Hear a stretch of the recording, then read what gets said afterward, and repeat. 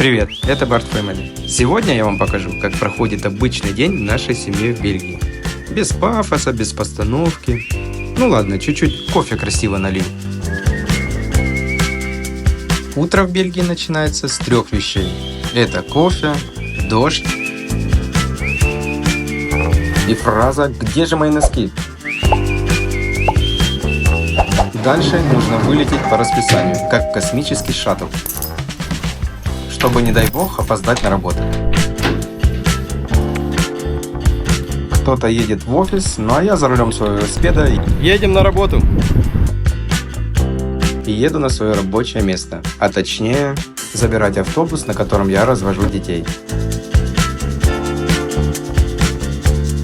Я работаю водителем школьного автобуса. Дети как пассажиры в самолете. Все разные, но каждый со своим багажом.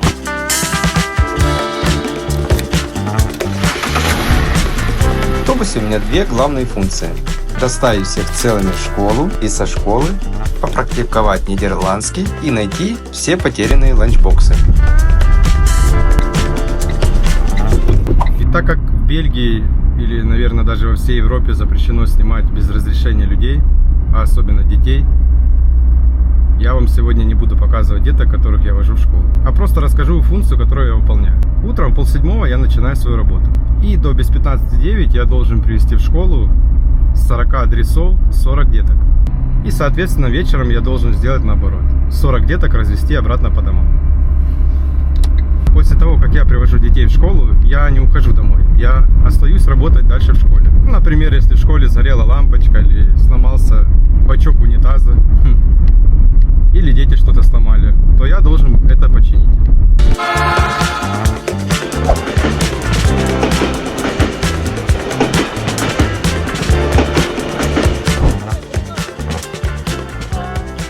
Ну что ж, привет, дорогие друзья! А почему мы так долго не выходили на связь и почему мы так долго не виделись? Ну, потому что мы 15 апреля открывали здесь в Бельгии самозанятость. А это значит, что теперь мы продолжили свой бизнес, который мы вели в Украине. О котором мы вам рассказывали еще в предыдущем выпуске. Серии. Да. Так что, друзья, теперь смело, у кого есть любая поломка с вашим гаджетом, телефоном, смартфоном, планшетом, компьютером, welcome. Сергей, мастер-профи с 20-летним опытом. Щелкает айфоны, как семечки. Я не преувеличиваю, это правда. Друзья, так что если у кого-то здесь, в Бельгии, сломался гаджет, телефон, планшет, ноутбук, неважно что, вы можете обращаться, писать нам. В общем, кому нужны ремонты, пишите в комментариях под этим видео. Мы с удовольствием вам да. ответим и спишемся далее в других мессенджерах. Да, ну суть передачи сегодня у нас не про это, не про ремонты телефонов, а про то, что у нас некоторые наши подписчики нам задавали вопросы, очень интересные, да, и некоторые из них, еще не будучи здесь в Бельгии, которые только собираются приехать, вот спрашивают у нас. Я хочу добавить от себя, извините, что я так вот вывалилась на подстилочку. Такое солнышко. Редкость. Сегодня второй день в Бельгии плюс 25. Вчера вообще было 27. Вся Бельгия, наверное, съехалась на море, к Северному морю поехала. Так даже по новостям показывали, что там увеличилась очередь на поезда с Брюсселя в Остенде. По новостям показывали, да, что там была сходка всей полиции, то есть подмога сразу же в Остенде приехала. Ну, лучше такие новости, чем сами понимаете какие. Да, поэтому мы ловим лучики солнца. Здесь они бывают очень редко, потому что завтра уже по прогнозу погоды стоит, что будет... Плюс 15. Плюс 15. Плюс 15, да. Зачитываем первый вопрос. Расскажите, пожалуйста, и помогите преодолеть страх без знания языка пойти на работу. Ну, я так понимаю, что просто люди некоторые переживают. О, тихо. Алло. Ja. Pakket. Waar? Ik ben niet thuis. Dankjewel, салютjes. Ну что, давайте приступим к первому вопросу. Расскажите, пожалуйста, как преодолеть страх работать без хорошего знания языка? И, то есть здесь человек добавляет, что он переживает, что он придет на работу не зная языка, и он переживает, что вот как вот ему будут платить зарплату, да, а человек, может быть, плохо понимает или пользуется Translate, телефоном на работе, чтобы перевести. Отвечаю вам конкретно, не переживайте, не волнуйтесь. Я сам такой. Я вам в предыдущем выпуске... Не только ты, мы оба. Да, я вам мы рассказывал. прошли этот путь уже еще с 22 года, поэтому... У меня уже здесь 4-я работа. И чтобы вы понимали, только сейчас, в данный момент, спустя 3 года, на 4-й работе, я работаю водителем школьного автобуса, я, наверное, язык больше практикую в самом автобусе с детьми, когда я езжу. И с их родителями. Да, и с их родителями общение. До этого работы были у меня. Одна была на шоколадной фабрике. Я вообще языка... хуи морген, хуи мидах, там, такие там, база, вообще 3-4-5 слов. Я же вам рассказывал, не вам, а вообще зрителям рассказывал, что в предыдущих видео. Я когда ехал на работу, я вот просто заучивал 3-4-5 фраз.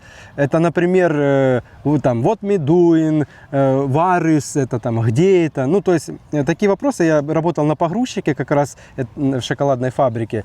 И мне нужно было прийти с утра поздороваться, подойти, спросить, что мне делать, где моя работа и где это находится. Например, там палета, да, они мне показывают, а я говорю, а где это находится?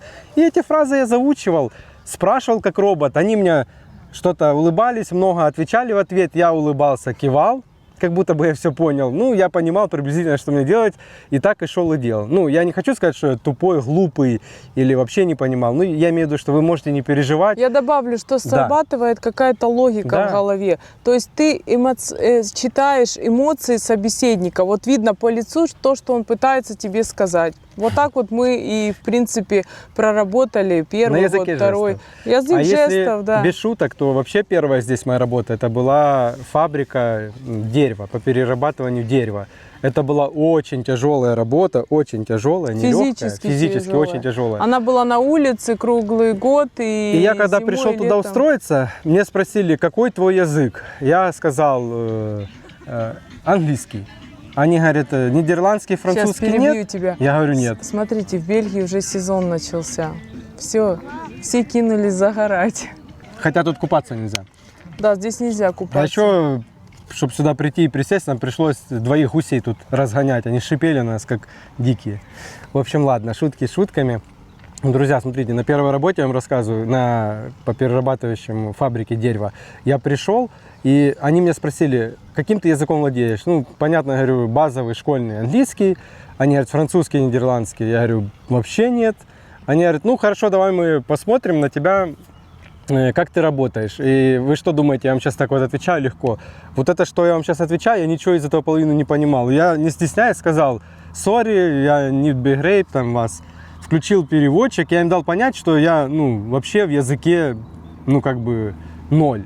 Меня не отправили домой. Они мне любезно пообщались со мной через смартфон, объяснили, что нужно делать, и сказали, мы на тебя сегодня посмотрим, и если ты будешь справляться, то ты остаешься. Если опять не будешь... же, учтите, внимание, момент, справляться с работой. Вас не берут на работу, чтобы вы разговаривали. Вас же не берут в обслуживание. Да. Нет, конечно, если человек идет в сферу обслуживания, то, конечно, важен язык. И мы шли на физические работы, где не требовалось общения и коммуникации.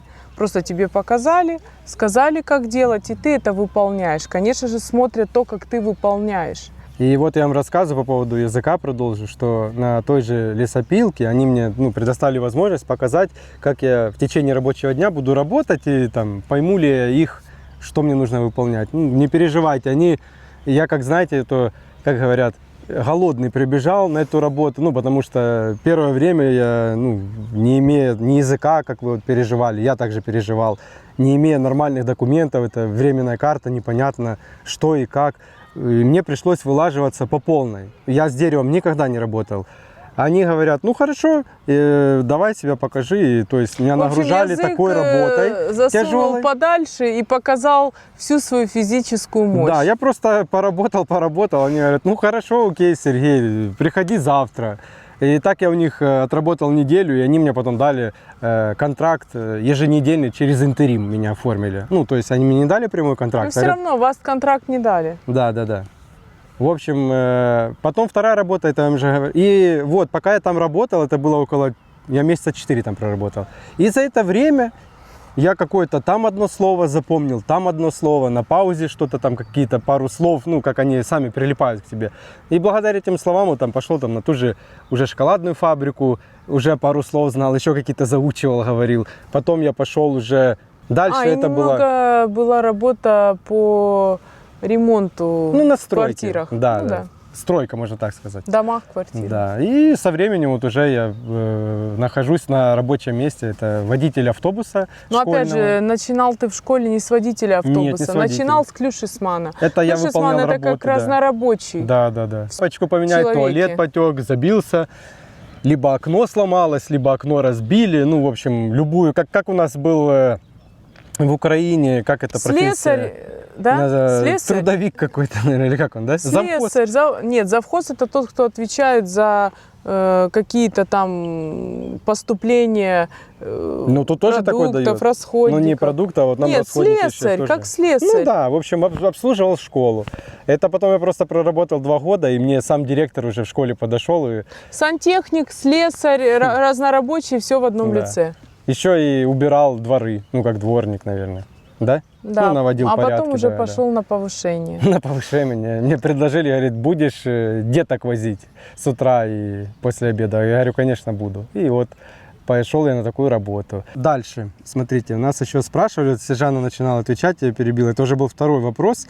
У нас спрашивали по поводу... Нас спросили по поводу того, что чем больше в Бельгии ты будешь показывать свое Ой, сяду умение и то, как ты работаешь, то есть ты будешь стараться, чем больше ты будешь стараться, тем больше на тебе будут ездить. И да, друзья, я хочу сказать, что да, этот факт существует здесь. Чем больше ты показываешь, что ты вывозишь на своих плечах, тем больше на тебя еще накинут, на эти же У меня плечи, было, понимаете? да, вот на работе... Но опять же, у нас была безвыходная ситуация, нам нужно было работать, понимаете, вот это непонятное состояние того, что будет с нами дальше. Хочется закрепиться здесь, хочется зарабатывать. Опять же, отсутствие постоянных документов, там, да, этого бельгийского паспорта, европейских документов. Ой, вот они, эти утки, Наши. гуси, я их Да. боюсь. Не бойся. Вот.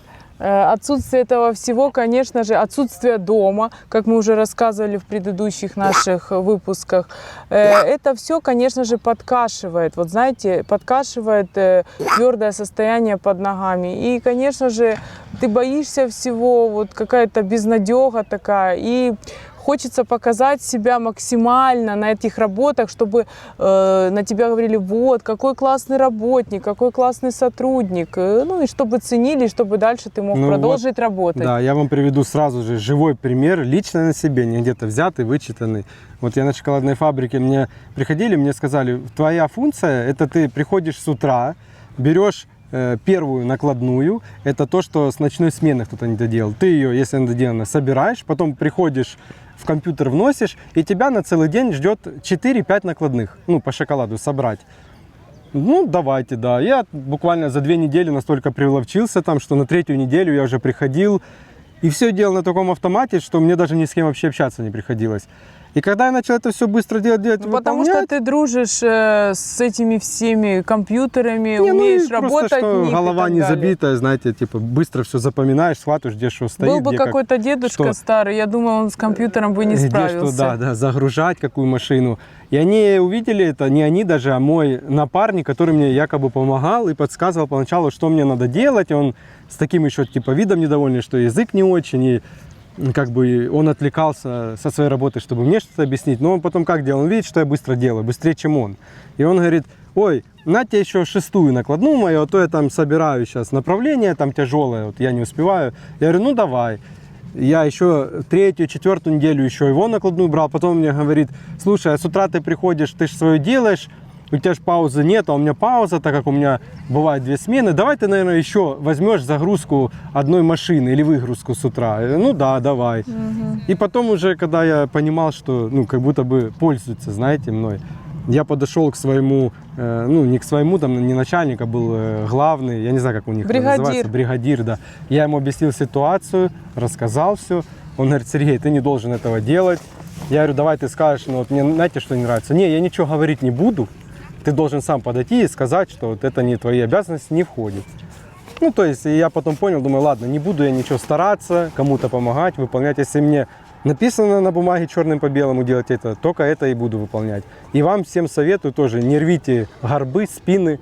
Если нашли работу, делайте так ее, как будто бы вы на каком-то релаксе, можно так сказать. Не нужно сильно впрягаться. Но опять же, чем это все закончилось в итоге? В итоге тебя использовали как временного работника. Ну, потому что это все интеримы. Я не знаю. Да, на первое Работать время, если через вы приезжаете... интерим, если вы только Да, подыскиваете интерим работу. это типа норм. На первое время. Но опять же, иногда можно себя показать даже работая через интерим, показать себя на самом этом предприятии. И обычно зачастую после полугода работы в этой компании обычно работодатель предлагает, да, вас контракт.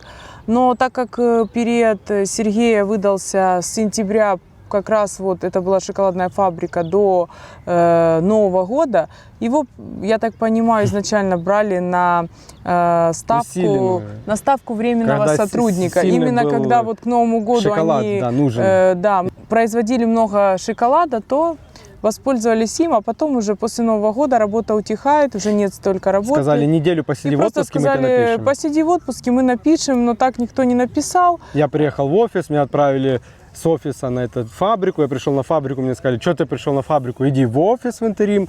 Я обратно вернулся, говорю, что вы меня гоняете, я не понимаю, в чем суть проблемы. Но они сказали, ну тебя просто уволили, типа, с 1 января. Я говорю, понятно, спасибо. Но они сказали, посиди еще дома пару дней, мы тебе найдем сейчас новую работу, напишем. И в итоге я пошел в школу работать. Но это все уже позади. Ну, на самом деле, вот сейчас я слышу много наших украинцев, с кем я общаюсь, говорят, что даже через интерим тяжело найти работу. То есть все требуют уже даже через интерим доскональный уровень нидерландского, да. Не знаю, в 2022 году это не было такой большой проблемой. В принципе, вообще на таком нулевом знании языка. Так и квартиру можно было снять легче. Да, и квартиру сейчас можно было снимать легко. Даже тяжело. вот я ищу, например, для своих родителей квартиру, так как они не понимают в этих сайтах и так далее. И родители оба работающие. С 2 рабочими контрактами. И я не могу для них снять жилье, вы понимаете? Нас ставят в очередь на выбор, они кандидаты. Да, наверное, узнают еще возраст родителей, люди, которым 60 плюс, да, узнают, и плюс, что у нас временные документы, то есть каждый год продлевается карта А. Наверное, с этим связан отказ. Так, давайте еще дополним вот этот вопрос по поводу, что нужно, не нужно вылаживаться. Это из Испании, да, из Испании нам пишут. О, класс, привет, Испания. Малага, да. Еще там не Обалдеть. были, но собираемся в Испанию скоро поехать. Там я наоборот, так хочу в Испанию, мне Да. так хочется. Я смотрю, вот у меня там многие подружки с Одессы, все переехали в Испанию, но опять же у них то мужья моряки, то есть есть за что там сидеть, да. Да. Хочу побывать И в вот Испании. спрашивают у нас, можно ли тут найти работу, я так понимаю, в сфере, например, стройки, там уборки, либо помощником где-то на какой-то складе или в школе в той же работать. Да, такую работу можно найти. А почему Вот, люди пример, хотят переехать? потому что там нестабильно, вот мужа расписывают, что есть и сертификат на погрузчике работать, да. и опыт есть, и он умеет.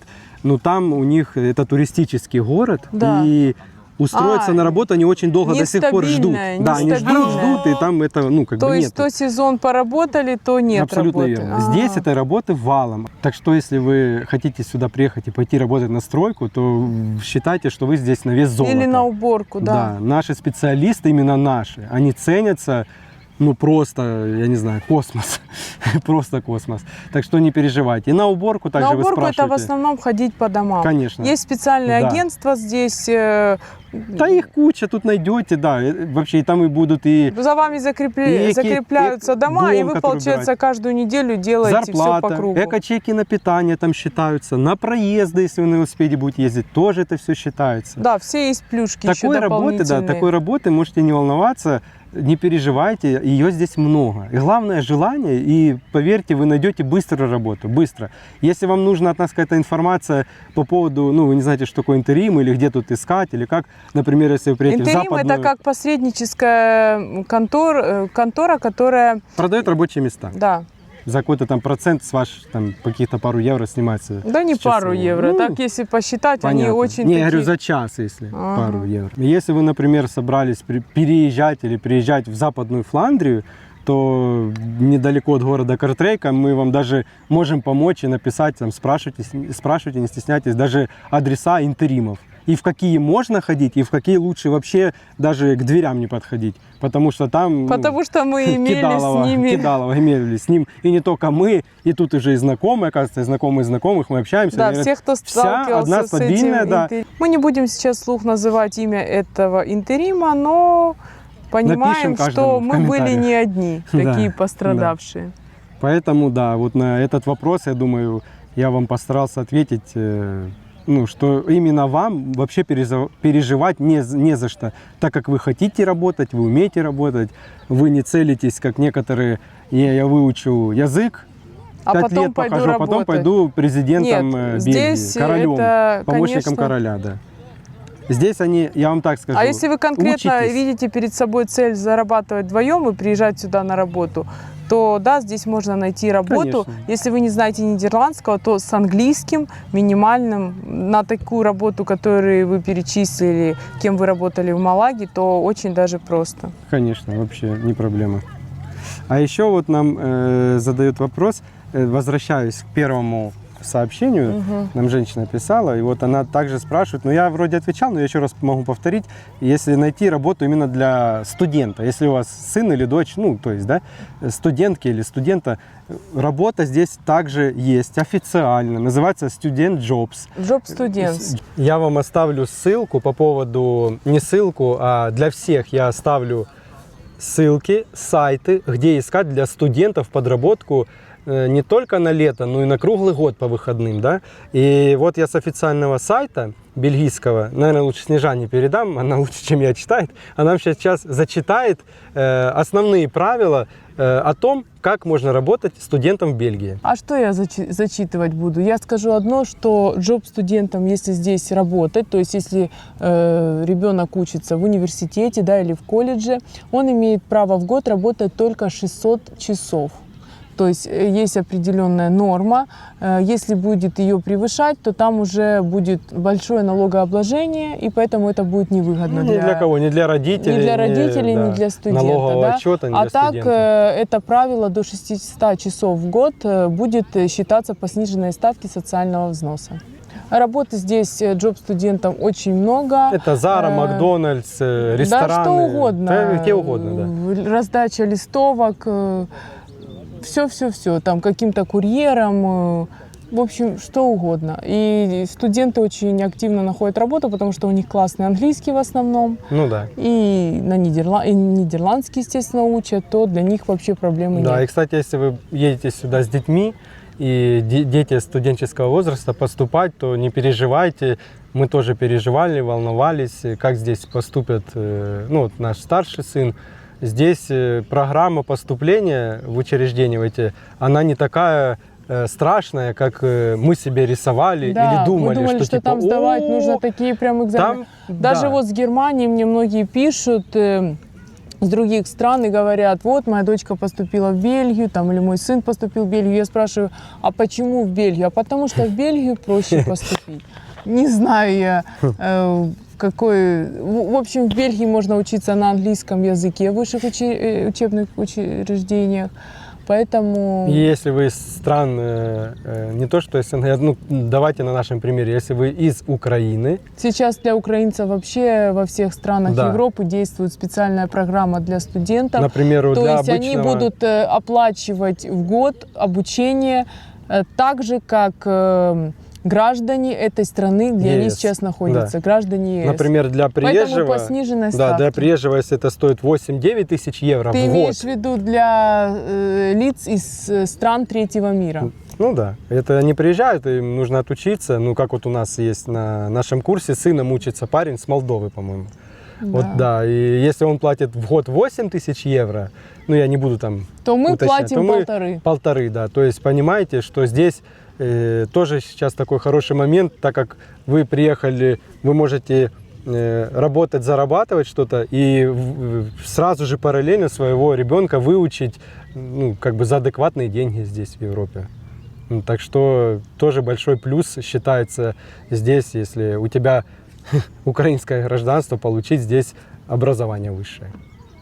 Друзья, ну я думаю, мы вам ответили нормально на ваши вопросы. И если у вас еще будут вопросы, не только у вас, а вообще Пишите, по поводу... не стесняйтесь. Да, не только работы, а вообще жизни в Бельгии, от магазина до, я не знаю, до заплатить налоги, а может быть вам вообще будет интересно, как здесь открыть самозанятость в Бельгии, да, и работать самому на себя. Друзья, мы поделимся этой информацией с вами абсолютно бесплатно, так как она доступна на всех официальных сайтах Бельгии. Мы не будем ее продавать. Да, и мы абсолютно честно, прозрачно все вам расскажем и постараемся помочь и ответить на все ваши вопросы. Ну, а так как у нас вот такая вот шикарнейшая погода, я вас приглашаю сейчас с нами телепортироваться в центр города и показать, какие у нас на 1 мая привезли замечательные аттракционы.